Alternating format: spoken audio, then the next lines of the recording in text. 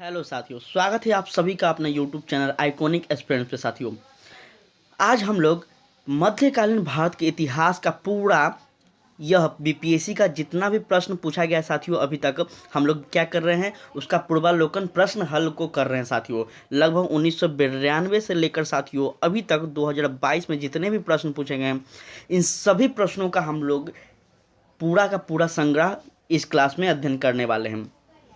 ठीक है साथियों, तो हम प्राचीन भारत का कर लिए हैं, अब मध्यकालीन भारत का करने वाले हैं। ठीक है, तो आप लोग रेडी हो जाइए साथियों। थोड़ा सा ये लंबा सेशन चलेगा, महा मैराथन टाइप का चल रहा है साथियों, क्योंकि मेरा उद्देश्य है कि जब आप एग्ज़ाम देने जाएं, खासकर 69 के लिए साथियों हम इस सीरीज को चला रहे हैं कि जब आप एग्ज़ाम देने जाएं तो क्विक रिवीजन तुरंत आप 1-2 घंटा पहले इस चीज़ को देख लें और सारे प्रश्न को आप दिमाग में डालें। यही मेरा प्रयास है साथियों। अगर प्रयास अच्छा लगे तो चैनल को जरूर सब्सक्राइब कर रखें, ताकि और भी आपके लिए बेहतर चीज़ लाते रहें। तो चलिए साथियों, स्टार्ट करते हैं इस सेशन को। सबसे पहले आप लोग देख रहे होंगे साथियों, मध्यकालीन भारत में सबसे पहला प्रश्न है आपका, गुलाम वंश का प्रथम शासक कौन था।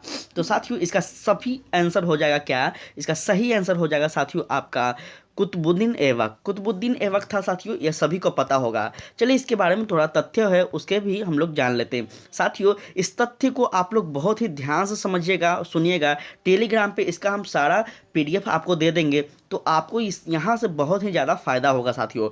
ठीक है, देखिए, भारत में गुलाम वंश का प्रथम शासक कुतुबुद्दीन ऐबक था, जो कि 1206 से साथियों 1210 ईस्वी तक इसका शासन रहता है। ठीक है, वह ऐबक नामक तुर्क जनजाति का था साथियों। बचपन में उसे निसापुर के काजी फरुद्दीन अब्दुल अजीज कुकी के दास के रूप में खरीदा गया था साथियों। काजी ने उसे उचित ढंग से देखभाल की और सभी शिक्षाओं में पूर्ण कराया। साथियों याद रखिएगा, यह क्या था, पुराण को बहुत ही अच्छे ढंग से पढ़ता था साथियों, इसीलिए इसे पुराण खा भी कहा गया है। ऐबक बचपन से ही अति सुरीले स्वर में कुरान पढ़ता था साथियों, जिस कारण वह कुरान खा के नाम से जाना गया। ठीक है, और बाद में साथियों निशापुर के गजनी लाया था साथियों। निशापुर से कहाँ लाया गया, गजनी लाया गया, जहाँ उसे क्या किया गया, तो गौरी से खरीद लिया गया साथियों।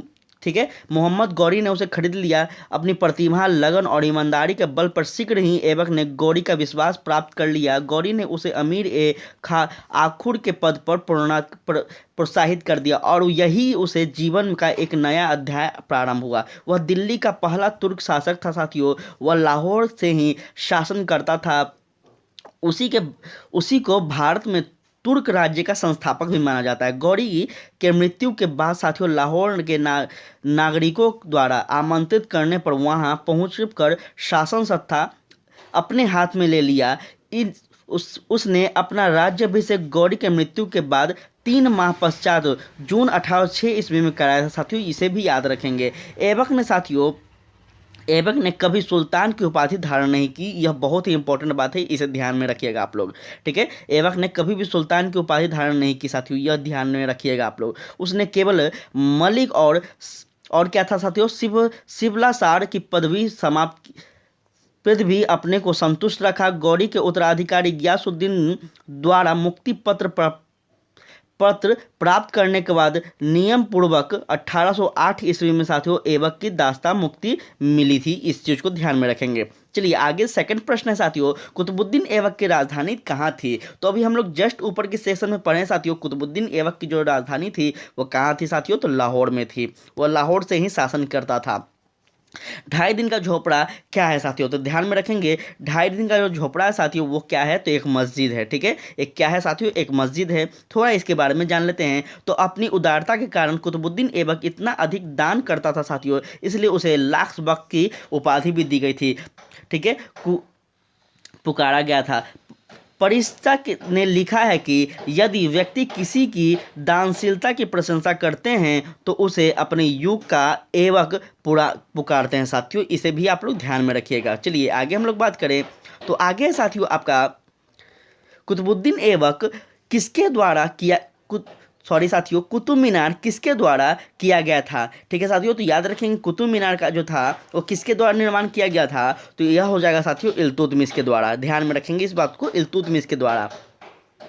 साथियों नेक्स्ट प्रश्न है, भारत में मोहम्मद गौरी ने किसको प्रथम अक्ता प्रदान किया था साथियों? तो ध्यान में रखेंगे साथियों, इसका सही आंसर हो जाएगा कुतुबुद्दीन ऐबक को। कुतुबुद्दीन ऐबक को ही वो क्या किया था साथियों, जो भी मोहम्मद गौरी जो भारत के जो क्षेत्र जीता था वह किसको दिया था? तो कुतुबुद्दीन ऐबक को दे दिया था। इस चीज़ को ध्यान में रखेंगे। चलिए यहाँ समझते हैं साथियों, गौरी की विजय के बाद शीघ्र ही उत्तर भारत में अक्ता प्रथा स्थापित हो गई और गौर के मोहम्मद शाह ने कुतुबुद्दीन ऐबक को 1191 ईस्वी में हांसी या इक्का दे दिया था साथियों। 1992 में साथियों तराइन के द्वितीय युद्ध में उसने महत्वपूर्ण भूमिका निभाई और उसके कार्यों में से प्रशंस होकर गौरी ने उसे क्रमशः कुम्हरार और सम्मानक का प्रशंसा नियुक्त किया था साथियों। याद रखेंगे इस चीज़ को। 1992 से 1206 तक साथियों उसने गौरी के प्रतिनिधि के रूप में उत्तरी भारत के विजय भागों का प्रशंसा संभाला और इस अवधि में ऐबक ने उत्तरी भारत में तुर्की शक्ति का क्या किया साथियों, विस्तार भी किया है। चलिए नेक्स्ट है साथियों कि बिहार का प्रथम मुस्लिम विजेता कौन था? तो ध्यान में रखेंगे साथियों, बिहार का जो प्रथम मुस्लिम विजेता था वह कौन था साथियों? तो बख्तियार खिलजी था। ध्यान में रखेंगे इस बात को, ठीक है। बख्तियार खिलजी साथियों यह कुतुबुद्दीन ऐबक के समकालीन रहता है साथियों, इसको भी ध्यान में आप लोग रखेंगे। मोहम्मद गौरी के एक साधारण दास इख्तियार उद्दीन मोहम्मद बिन बख्तियार खिलजी ने 1193 ईस्वी से 1202 ईस्वी के मध्य बिहार की विजय तथा नालंदा एवं विक्रमशिला विश्वविद्यालय के तहस नहस की और राजधानी औदंतपुरी पर कब्जा किया था साथियों, इसे ध्यान में रखेंगे। उसने 1202 से 3 के आसपास साथियों बंगाल पर आक्रमण किया था और उस समय वहाँ का जो शासक था साथियों वह लक्ष्मण सेन था। वह बिना युद्ध के साथियों क्या किया था? तो भाग गया था और तुर्की की सेना राजधानी नदिया में प्रवेश कर बुरी तरह लूटपाट भी किए थे साथियों, इसे याद रखेंगे। नदिया कहाँ है साथियों? तो बंगाल की एक स्थान है साथियों नदिया, ठीक है। चलिए आगे हम लोग बात करें साथियों, तो आगे है आपका बिहार पर बख्तियार खिलजी के पहले हमले का पहला विवरण प्राप्त हुआ। कहाँ से हुआ साथियों? तो ध्यान में रखेंगे यह कहाँ से प्राप्त होता है? तो तबकाते नासरी से होता है साथियों, इसको ध्यान में रखेंगे आप लोग। नेक्स्ट है साथियों, नालंदा बिहार का विध्वंस किसने किया था? तो ध्यान में रखेंगे साथियों यह बख्तियार खिलजी ने किया था। अभी हम लोग ऊपर के स्लाइड में पढ़ चुके हैं। आगे बात करें साथियों, तो आगे इल्तुतमिश ने बिहार में अपना प्रथम सूबेदार नियुक्त किया था। किसे किया था साथियों? तो ध्यान में रखेंगे वह था कौन? तो वह था मलिक जानी। कौन था साथियों? मलिक जानी। 1225 ईस्वी में इल्तुतमिश ने बिहार शरीफ एवं राढ़ पर अधिकार कर राजमहल की पहाड़ी में तेलिया गढ़ी के समीप सिंहाउद्दीन ऐबाज को पराजित किया साथियों। ऐबाज की इल्तुतमिश की अधीनता स्वीकार कर ली तथा इल्तुतमिश ने ऐबाज के स्थान पर मलिक जानी को क्या बनाया साथियों? तो बिहार का सूबेदार नियुक्त किया। नेक्स्ट है साथियों आपका, वह प्रथम मुस्लिम शासक कौन था जिसने शासन के सिद्धांत के राजाओं के ईश्वरीय अधिकार सिद्धांत के सम्मान प्रतिपादन किया साथियों? थ्योरी ऑफ किंगशिप एंड क्या है साथियों? Theory of driving right. इसका कौन था साथियों? तो ध्यान में रखेंगे इसका सही आंसर हो जाएगा आपका बलबन, ठीक है साथियों, बलबन हो जाएगा, ठीक है। चलिए बलबन के बारे में थोड़ा हम लोग जान लेते हैं, तो यहाँ ध्यान दीजिएगा साथियों। बलबन प्रथम मुस्लिम शासक था जिसने शासन के सिद्धांत को क्या किया साथियों? राजाओं के ईश्वरीय अधिकार सिद्धांत के सम्मान प्रतिपादन किया था।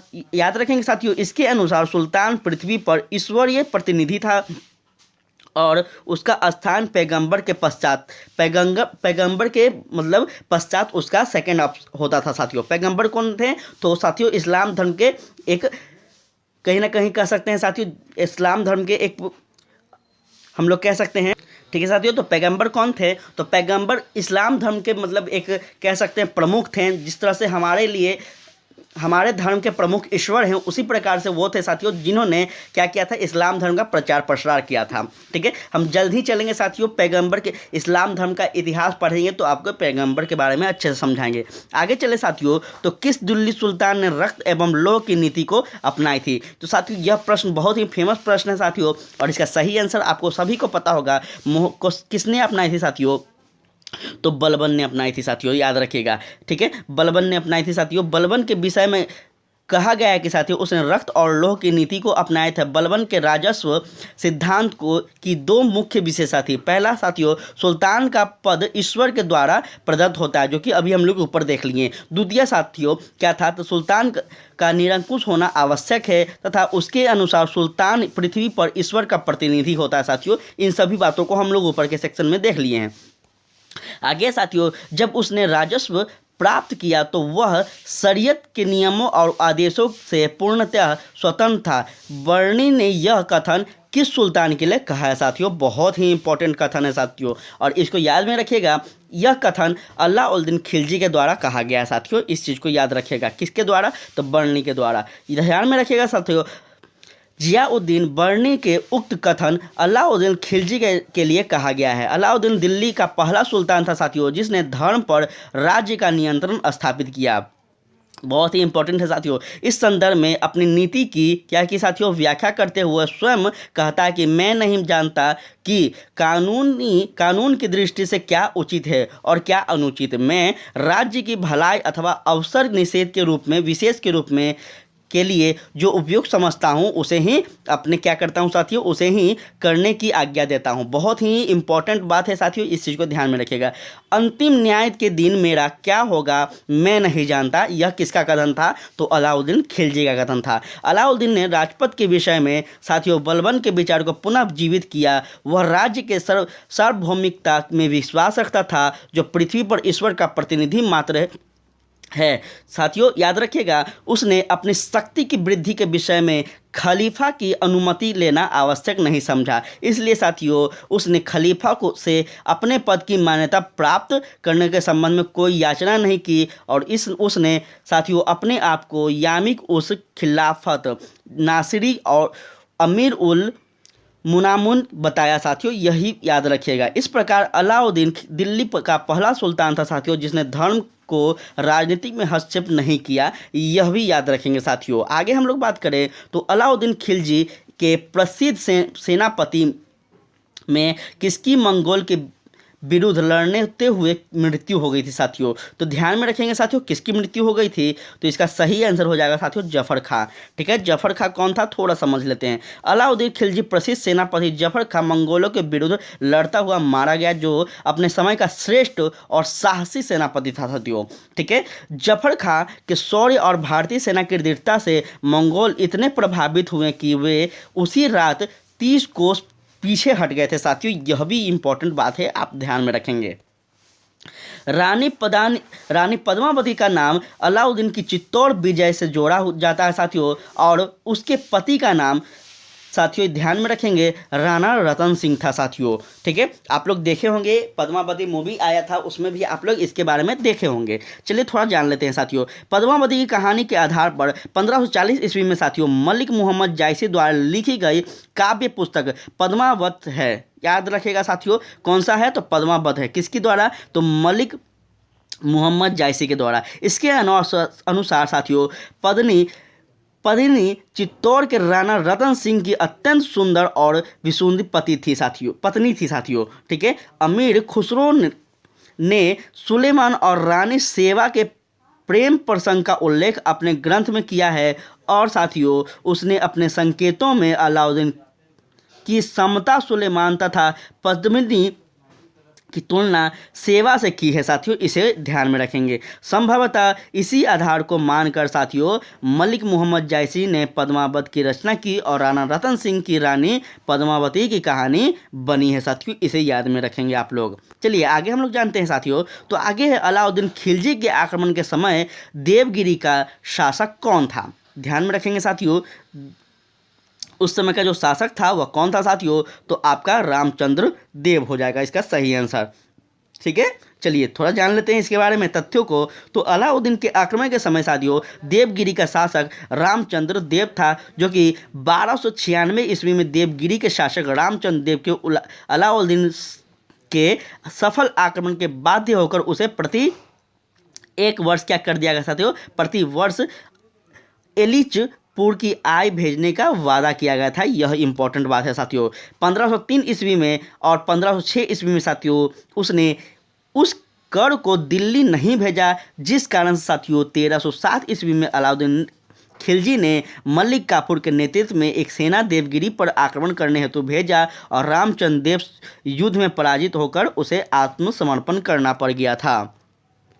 साथियों आगे हम लोग बढ़ें तो किस सुल्तान के काल में खालिसा भूमि अधिक पैमाने पर विकसित हुई थी? तो ध्यान में रखिएगा साथियों, इसका सही आंसर हो जाएगा अलाउद्दीन खिलजी के बारे में। साथियों यहाँ पे आप लोग देख रहे होंगे कि मध्यकालीन भारत में सबसे ज़्यादा अगर किसी शासक के बारे में पूछा गया है तो वह अलाउद्दीन खिलजी के बारे में पूछा गया है। ठीक है, इसका सही आंसर क्या हो जाएगा साथियों? तो इसका सही आंसर हो जाएगा आपका अलाउद्दीन खिलजी। ठीक है, चलिए जानते हैं थोड़ा इसके बारे में हम तथ्यों को। साथियों अलाउद्दीन की राजस्व और लगान व्यवस्था का मुख्य उद्देश्य क्या था साथियों? तो एक शक्तिशाली और निरंकुश राज्य की स्थापना करना था। उसने उन सभी व्यक्तियों की भूमि छीन ली जिन्हें वह मिल्क, साथियों याद रखिएगा, राजस्व द्वारा प्रदत्त संपत्ति, ईमानदार इमारत और पेंशन तथा वक्त दिया करता था। साथियों फलतः खलीफा भूमि अधिक पैमाने पर विकसित हुई थी, इसे ध्यान में रखेंगे। आगे साथी कि अलाई दरवाज़ा का निर्माण किस सुल्तान ने करवाया था? तो ध्यान में रखिएगा साथियों, अलाई दरवाज़ा का जो निर्माण करवाया गया था वह था अलाउद्दीन खिलजी के द्वारा करवाया गया था। अलाई दरवाज़ा का निर्माण अलाउद्दीन खिलजी के द्वारा करवाया गया था साथियों। कुतुब मीनार के निकट यह करवाया गया था, ध्यान में रखिएगा साथियों। इसका निर्माण लाल पत्थर तथा संगमरमर के द्वारा किया गया था। यह 1311 ईस्वी में बनकर तैयार हुआ और इल्तुतमिश के मकबरे की तरह इसमें एक चौकार बड़ा कमरा बना है साथियों, जिसका छत पर एक गुब्बद है साथियों, गुम्बद है। ठीक है, इस प्रकार का गुम्बद होता है साथियों, इस प्रकार का आप लोग देख सकते होंगे, इस प्रकार का गुम्बद होता है। ठीक है, चलिए तो इसका ध्यान में रखिएगा। दिल्ली के किस सुल्तान ने साथियों सबसे ज़्यादा नहरों का निर्माण करवाया था? बहुत ही इंपॉर्टेंट प्रश्न है यह, और यह 65वीं में बीपीएससी में पूछा गया प्रश्न है साथियों।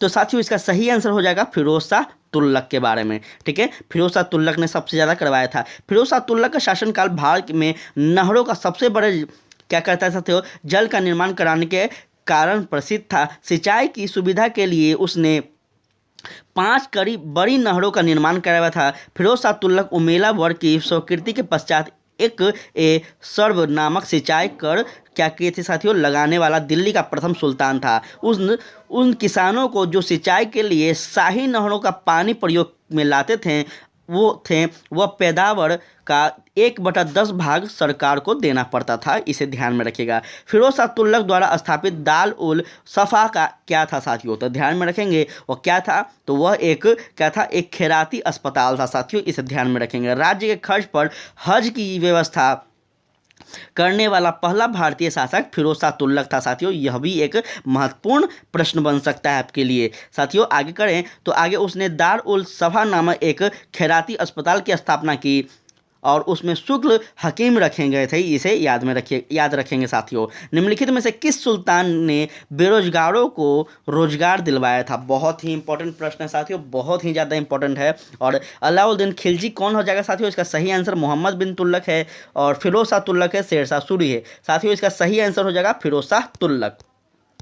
जानते हैं साथियों थोड़ा फिरोज शाह तुगलक के बारे में। तो फिरोज शाह तुगलक ने सामान्य लोगों की भलाई के लिए साथियों उपकार के कार्य किए थे, बहुत इंपॉर्टेंट है। नियुक्त के लिए एक दफ्तर खोलकर तथा प्रत्येक मनुष्य में गुण और योग्यता की पूरी के बाद साथियों जांच पड़ताल के पूर्णतः होने के बाद क्या करता था साथियों, तो उसे अधिक से अधिक लोगों को क्या करता था, नियुक्ति करता था। ठीक है, उसकी स्किल के आधार पर दिया जाता था, इस बात को ध्यान रखेंगे।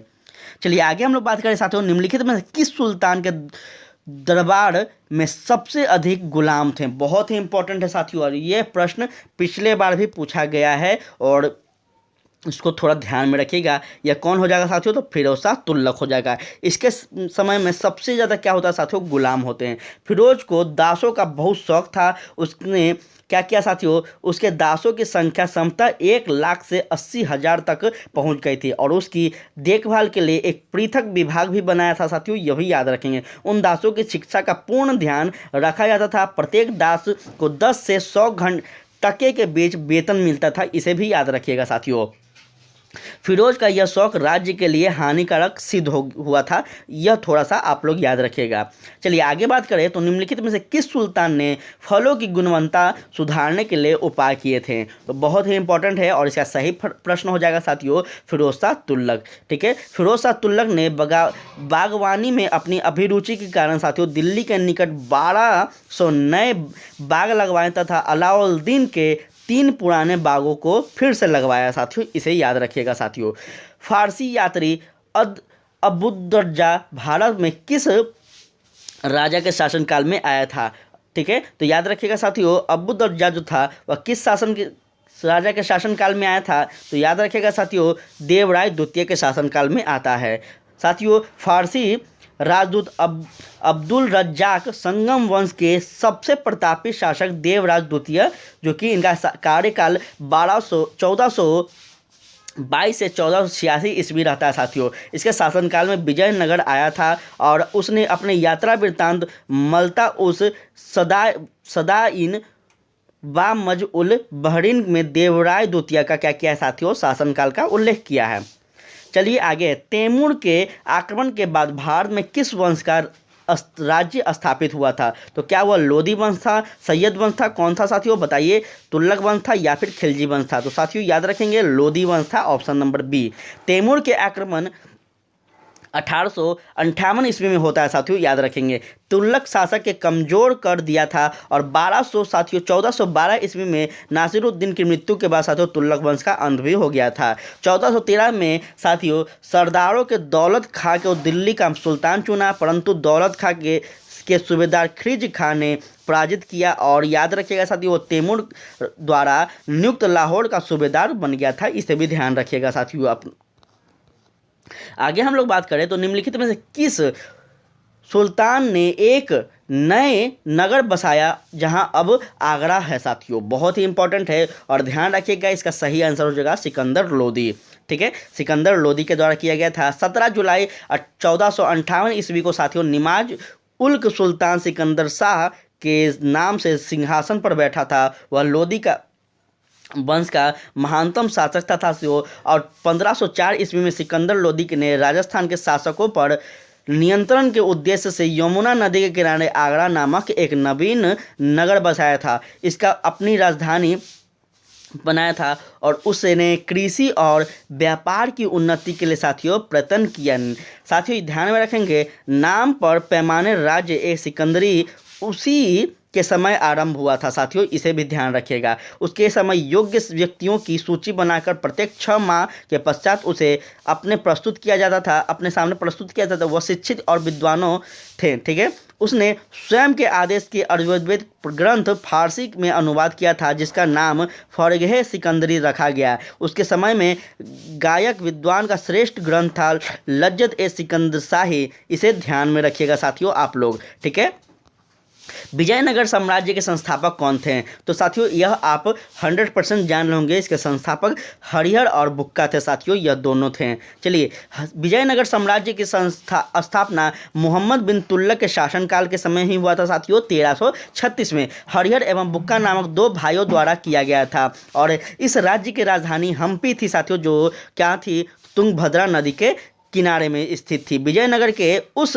पहले शासक की पहचान करें जिसने बहमनी से गोवा को छीन लिया था। साथियों इसका सही आंसर हो जाएगा आपका क्या? हरिहर द्वितीय के द्वारा। ठीक है, चलिए जानते हैं साथियों थोड़ा सा इसके बारे में। तो साथियों 1377 ईस्वी में बुक्का की मृत्यु के बाद साथियों उसका पुत्र हरिहर द्वितीय साथियों सिंहासन पर बैठता है और उसे महाराजा धीराज की उपाधि दी जाती है साथियों। उसने कनारा, मैसूर, तिरुनापल्ली, काची आदि प्रदेशों को जीता और श्रीलंका के राजा से राजस्व वसूल किया। बहमनी राज्य में भी उसका क्या हुआ? संघर्ष हुआ और 1377 ईस्वी में साथियों ध्यान में रखिएगा सुल्तान मुज्जाउद्दीन के उसके राज्य पर आक्रमण किया किंतु सफल नहीं हुआ। हरिहर द्वितीय की सबसे बड़ी सफलता पश्चिम में बहमनी राज्य के बेलगांव व गोवा को छीनना था साथियों, इसे ध्यान रखिएगा आप लोग। नेक्स्ट बात की जाए तो विजयनगर के राजा कृष्णदेव राय ने गोलकुंडा का युद्ध किस राज्य के साथ लड़ा था साथियों? तो ध्यान रखिएगा, इसका सही आंसर आपका क्या हो जाएगा? तो कुली कुतुब शाह के द्वारा था साथियों, इसे याद रखिएगा। आगे हम लोग बात करें तो विजयनगर के राजा कृष्णदेवराय ने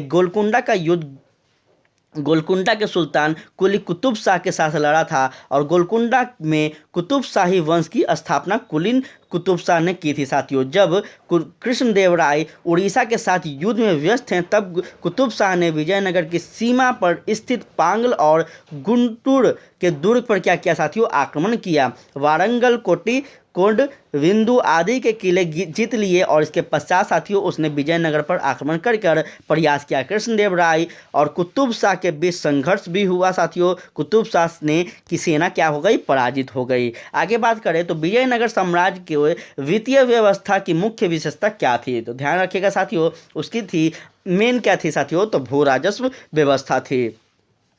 चलिए, विजयनगर राज्य को वित्तीय स्रोतों के आय प्राप्त होती थी साथियों, यह याद रखिएगा। भू राजस्व व्यवस्था संपत्ति कर, व्यापारिक कर, व्यावसायिक कर, उद्योग पर लगाए जाने वाले कर, सामाजिक और सामुदायिक कर तथा अपराधों के लिए आरोपित अर्थदंड, इन सभी के कर को मिलाकर साथियों उसकी क्या थी? तो उसकी जो आय थी वह बेहतर थी साथियों उस राज्य की। ध्यान रखिएगा साथियों, भूमि का भली भांति सर्वेक्षण किया गया और उपज का 1/6 भाग भूमि कर के रूप में वसूल किया गया था साथियों। इसे क्या कहा गया है? तो शिष्ट कहा गया। ठीक है साथियों, जो कि भूमि का कर। विजयनगर साम्राज्य में इस शिष्ट पूछा जाए तो याद रखिएगा साथियों, भूमि का कर होता है।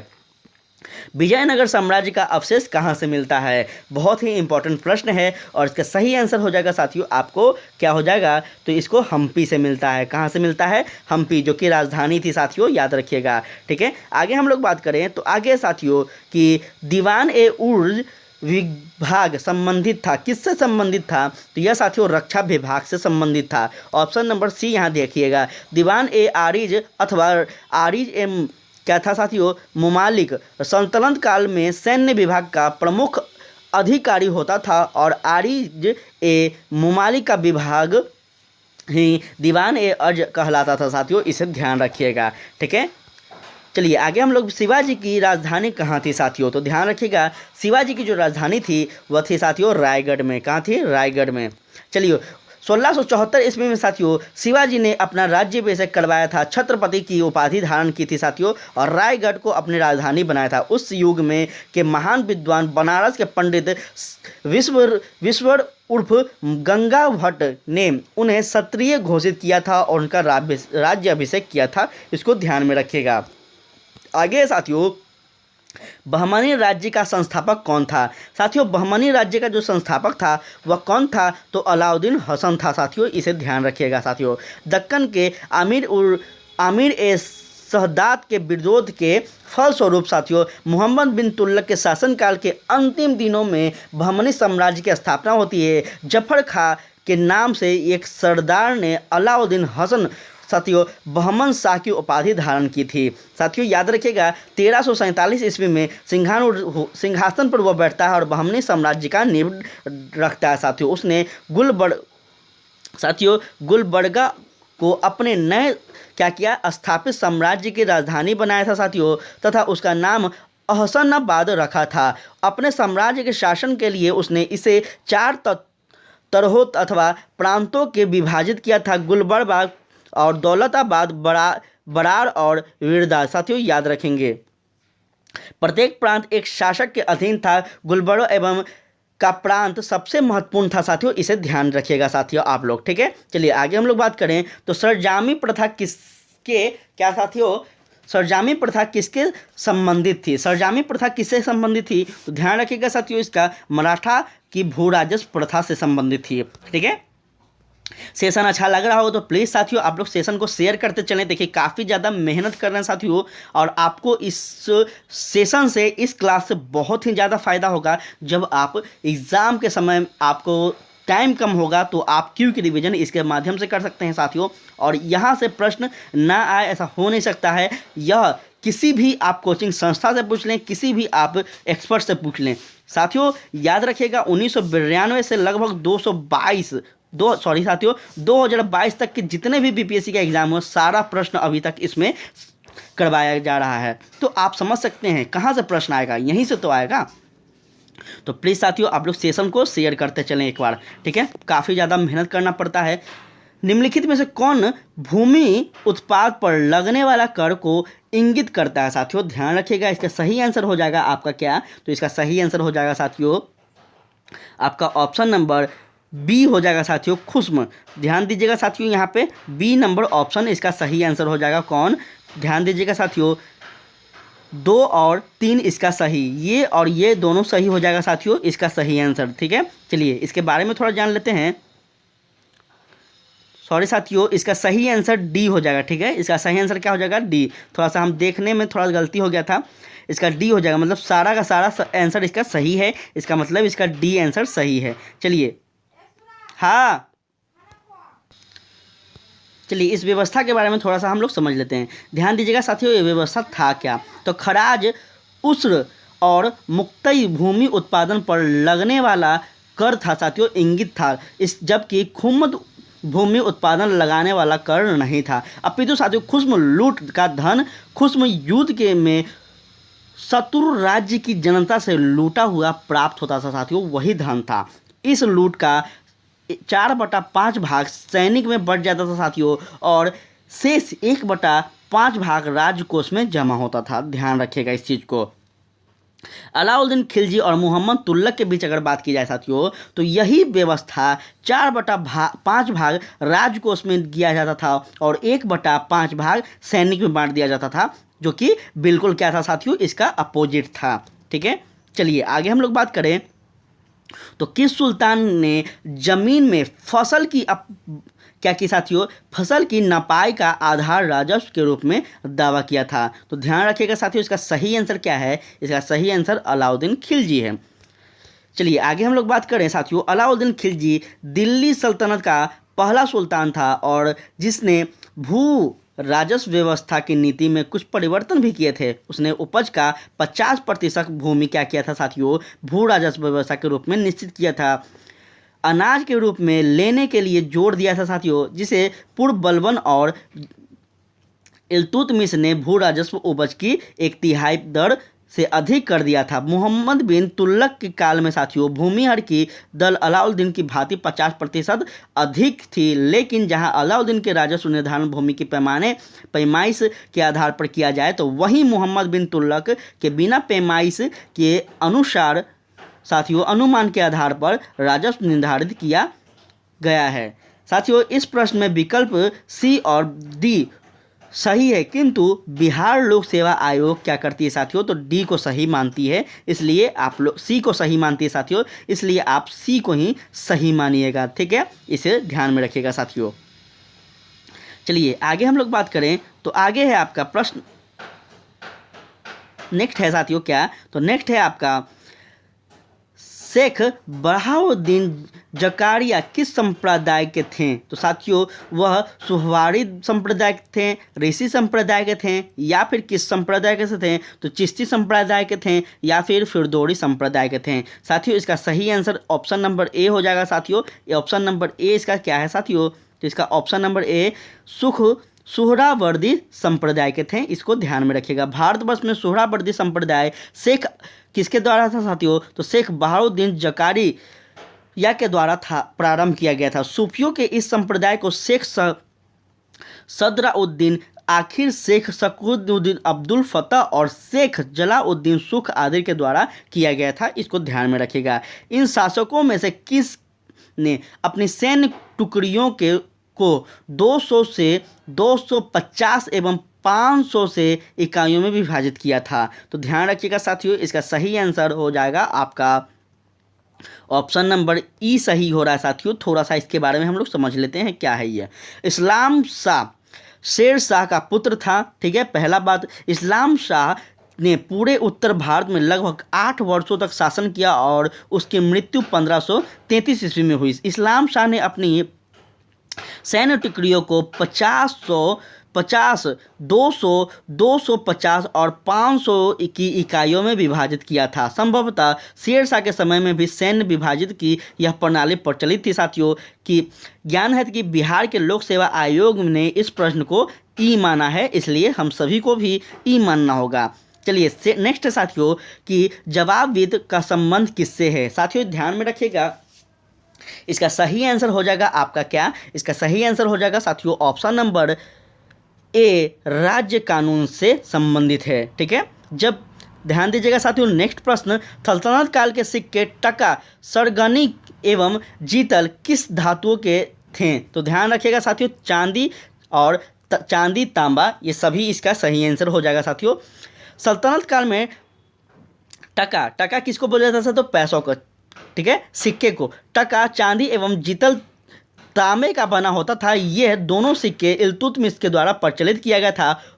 और साथियों सहगनी की भी चांदी की सिक्का तथा टका एवं जीतल का अनुपात कितना था साथियों, तो 1:48, एक अनुपात 48 था साथियों, इसको ध्यान में रखिएगा। भारत में कागज का प्रयोग कब से प्रारंभ किया गया, तो साथियों इसका सही आंसर हो जाएगा आपको 12वीं शताब्दी से किया गया है। विश्व में सर्वप्रथम कागज का आविष्कार चीन में हुआ था साथियों, यह बहुत ही इंपॉर्टेंट है, आपको यह चीज़ क्लास 10th में भी पढ़ने को मिलेगा, एनसीईआरटी जब पढ़ेंगे तो। साथियों भारत में कागज का प्रयोग 12वीं शताब्दी में प्रारंभ हुआ था। आशुतोष संग्रहालय कलकत्ता में 1105 ईस्वी में का पेपर संरक्षित किया गया था, जिसका शीर्षक पंचरक्षा है। यह भारत में कागज का सबसे प्राचीन प्रमाण है साथियों, इसको ध्यान में रखिएगा आप लोग। आगे बात की जाए तो तबकात-ए-नासरी का लेखक कौन था। साथियों तबकात-ए-नासरी का जो लेखक है वह कौन है साथियों, तो मिराज-उज़-सिराज है साथियों, इसे याद रखिएगा। तबकात-ए-नासरी मिराज-उज़-सिराज का ग्रंथ है जो सुल्तान नासिरुद्दीन को समर्पित किया गया है। और साथियों यह ग्रंथ 23 अध्यायों में है।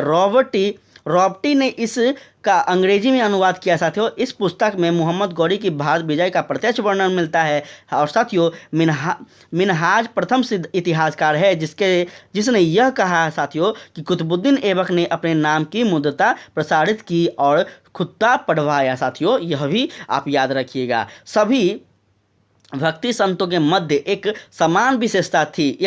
यह उन्होंने किस आधार पर किया था साथियों, तो अपनी वाणी को उसी भाषा में लिखा जिसे उसे भक्त समझ सकते थे साथियों, इसको ध्यान में रखिएगा। भक्ति आंदोलन के संतों का आचार बहुत ऊंचा था। उसमें साथियों उसे बहुतों ने क्या किया, बहुतों ने देश का भ्रमण किया और वे कई प्रकार के लोगों से मिले साथियों, जिसके विचार भिन्न थे। उन संतों के साधारण लोगों की भाषाओं को उन्नत करना अपना योगदान दिया। और साथियों उन्होंने हिंदी, पंजाबी, बांग्ला, तेलुगु, कन्नड़, तमिल इत्यादि भाषाओं में क्या किया साथियों, योगदान भी दिया है।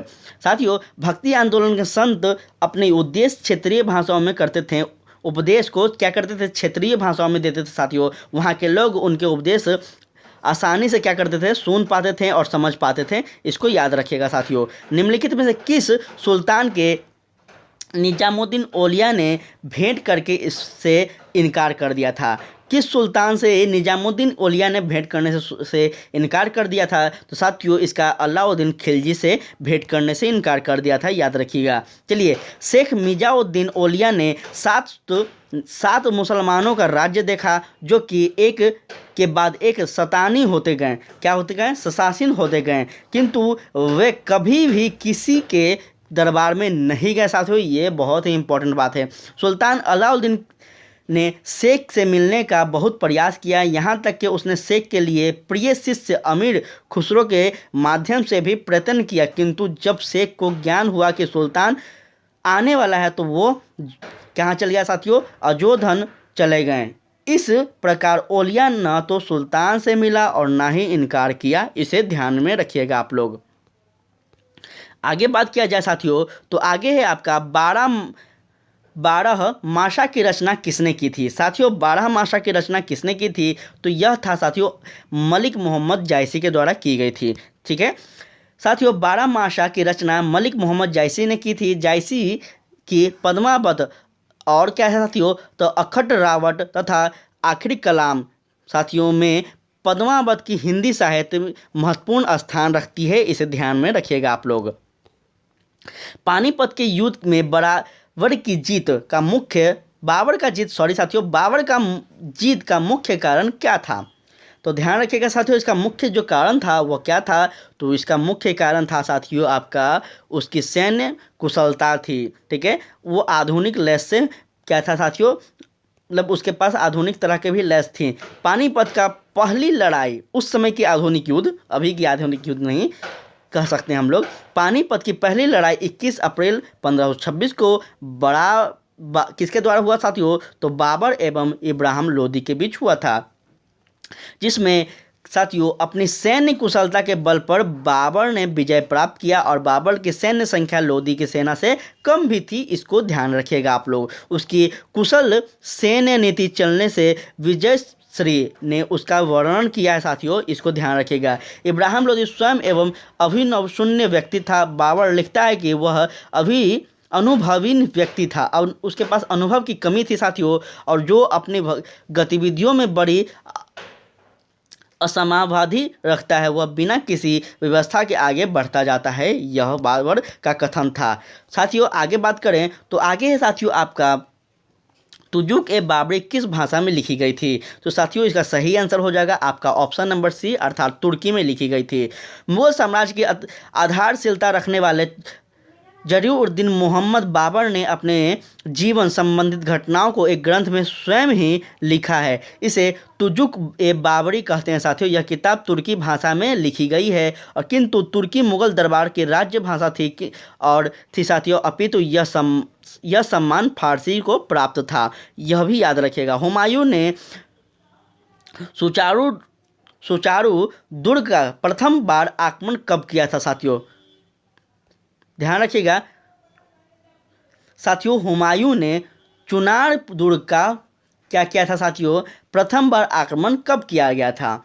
साथियों इसका सही आंसर हो जाएगा आपका 1532 में। थोड़ा सा आप लोग कॉपरेट कीजिएगा साथियों, मेरा तबीयत बिल्कुल भी ठीक नहीं है, फिर भी हम आपका क्लास ले रहे हैं ताकि आपका रिवीजन के लिए आपको टाइम मिलता रहे, इसलिए हम क्लास ले रहे हैं। थोड़ा सा आप लोग कॉपरेट करते रहिएगा, ठीक है।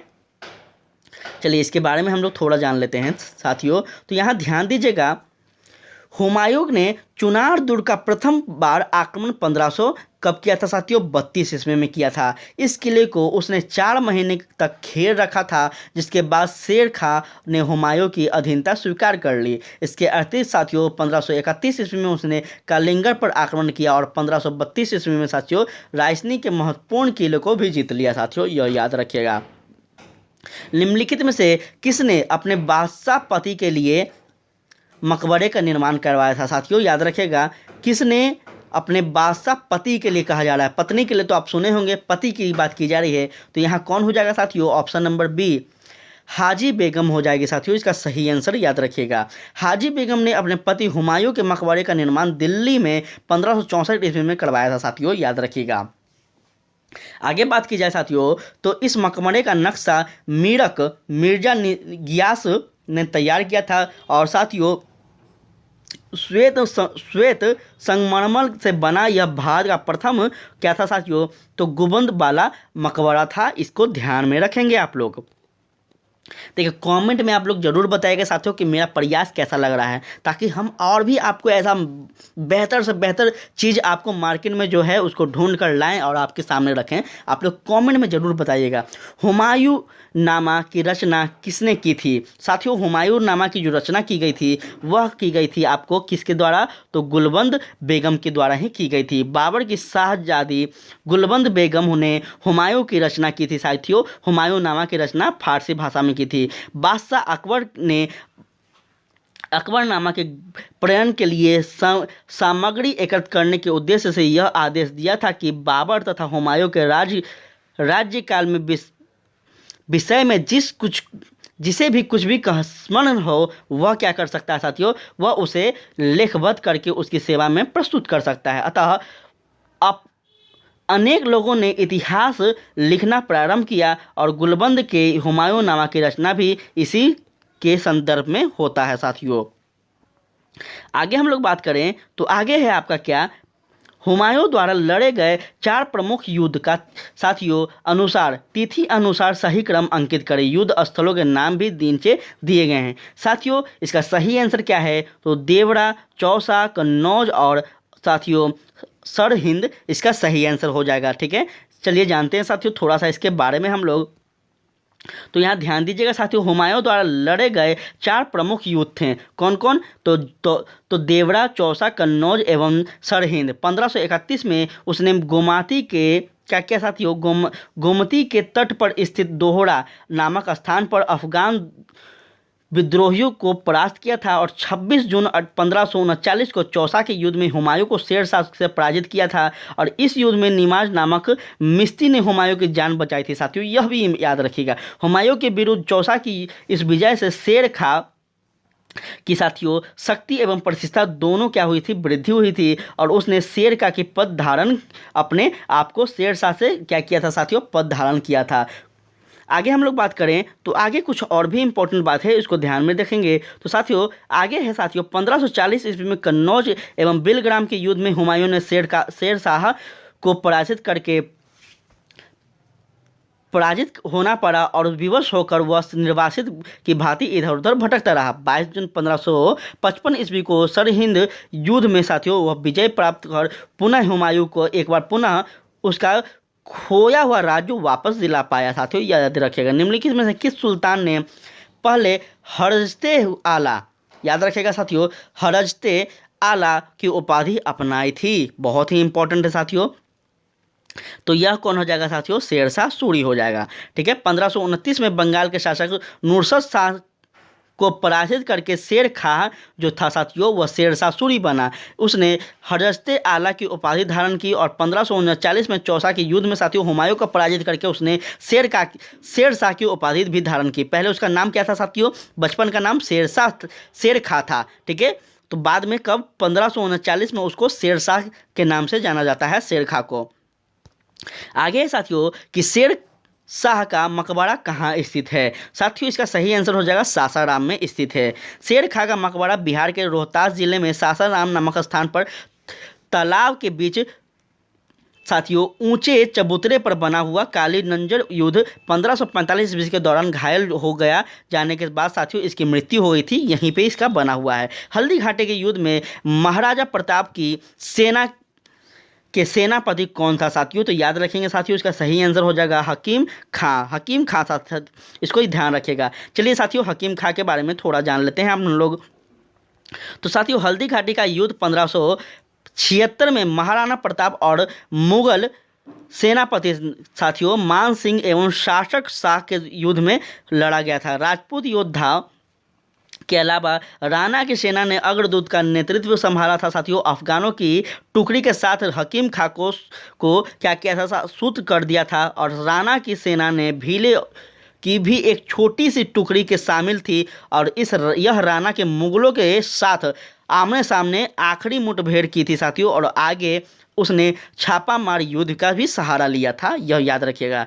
अंतिम प्रश्न है साथियों अपना यह, जो कि निम्नलिखित में किस मुस्लिम शासक ने तीर्थ यात्रा कर समाप्त कर दिया था साथियों? यह बहुत ही इंपॉर्टेंट प्रश्न है और इसका सही आंसर हो जाएगा साथियों आपका अकबर के द्वारा यह किया गया था। ठीक है, तो इसको ध्यान में आप लोग रखेंगे। चलिए ठीक है, इसको ध्यान में रखेंगे साथियों। चलिए साथियों थोड़ा इसके बारे में जान लें हम लोग। तो देखिए क्या हुआ था, मुगल शासन व्यवस्था को स्थापित करने का श्रेय अकबर को ही है साथियों, यह सभी को पता होगा। ठीक है, उसकी केंद्रीय शासन व्यवस्था तथा बादशाह के पद और अधिकारों एवं कर्तव्यों का व्याख्या, उसका प्रांतीय शासन, उसकी लगान व्यवस्था, उसकी समुद्री मुद्रा व्यवस्था, उसकी मनसबदारी व्यवस्था आदि सभी को उसके समय में सफलता प्राप्त हुई थी और वह उसके उत्तराधिकारी के लिए आधार रूप बना था साथियों। ठीक है, अकबर प्रथम मुस्लिम शासक था जिसने हिंदू और मुसलमान को निकट लाने का भी प्रयास किया था। अपनी उदार धार्मिक नीति के अंतर्गत साथियों 1562 ईस्वी में दास प्रथा को वह समाप्त करता है, यह याद रखिएगा साथियों। सबसे पहले इसी के शासनकाल में क्या किया जाता है साथियों? दास प्रथा को समाप्त किया जाता है। जो दास प्रथा कब प्रारंभ होता है साथियों, तो ये प्राचीन काल से ही प्रारंभ था। और मध्यकालीन में आप कुतुबुद्दीन ऐबक के समय देखेंगे साथियों, तो उस समय से भारत में अधिक क्या होता है साथियों, दास प्रथा का प्रचलन होता है, जो कि अकबर के द्वारा पूर्ण रूप से समाप्त कर दी जाती है। चलिए यहाँ हम लोग बात करें साथियों, तो 1563 ईस्वी में तीर्थ यात्रा कर तथा 1564 ईस्वी में जजिया कर जो एक सब क्या था साथियों, समाप्त कर दिया। जजिया कर क्या था साथियों, तो ये एक गैर मुस्लिमिक कर था साथियों। इसको हम लोग आगे के सेशन में जब पूरा डिफरेंट पढ़ेंगे साथियों, तो हम लोग समझेंगे सभी चीज़ों को। अपने सामाजिक सुधार के अंतर्गत उसने बाल विवाह एवं सती प्रथा को भी रोक लगाने का प्रयत्न किया था। याद रखिएगा साथियों, अकबर क्या था साथियों, अकबर की लोकप्रियता के कारणों में उपरोक्त यह चारों बिंदु क्या था साथियों, सम्मिलित किया जा सकता है। तो यही था साथियों, याद रखिएगा, यह कुछ इंपॉर्टेंट कथन था साथियों अकबर के बारे में, इसको ध्यान में रखिएगा साथियों। सेशन कैसा लगा साथियों, आप लोग सेशन जरूर बताएं कमेंट में। कोई भी साथी कमेंट करके तो बताते नहीं हैं अच्छा लगा कि बुरा लगा, तो आप लोग प्लीज़ सेशन को बताया कीजिए, ताकि हमें भी मोटिवेट मिलता रहे, हम भी कोशिश करें कि आपका चीज़ को बदलते रहें साथियों। अच्छा लगा तो अच्छा बताइए, बुरा लगा हो तो बुरा बताइए। और देखिए, हम आपके लिए पूरा दम कोशिश कर रहे हैं कि 69 जो बीपीएससी होगा साथियों, उसमें आप लोग अच्छा स्कोर कर पाएँ। इसके लिए हम कोशिश कर रहे हैं कि आपको जितना ज़्यादा टॉपिक क्लियर करवा सकें, ठीक है, जितना ज़्यादा आपको क्वेश्चंस दे सकें, हम कोशिश कर रहे हैं साथियों। आप लोग भी थोड़ा सा इतना कोशिश कीजिए कि इस जो मेरा यह चैनल है इस पे अधिक लोग आ सकें साथियों, जो मेरा यह लेक्चर है उस पर थोड़ा सा अधिक लोगों तक पहुंच सके, ताकि हमें भी हौसला मिल सके कि हम आपके लिए जो मेहनत कर रहे हैं वह आप उस मेहनत को समझ पा रहे हैं, उसे एक्सेप्ट कर पा रहे हैं साथियों। आज के लिए इतना ही। आगे हम लोग कल के सेशन में अब बात करेंगे आधुनिक भारत के इतिहास पे, पूरा उसका प्रश्न जो कि अभी तक बीपीएससी में पूछे गए हैं, सारा प्रश्न हम लोग बात करेंगे साथियों, ठीक है। आपका सभी चीज़ का हो गया साथियों, तो यहाँ ध्यान रखिएगा। चलिए आज के लिए इतना ही साथियों, तब तक के लिए आप लोग पढ़ते रहिए, मुस्कुराते रहिए, और टेलीग्राम पे चैनल पे ज्वाइन कर लीजिए, सारा पीडीएफ वहाँ डेली मिलता है, तो आप लोग वहाँ पे रहिए साथियों, ठीक है। आज के लिए इतना ही। जय हिंद, जय भारत।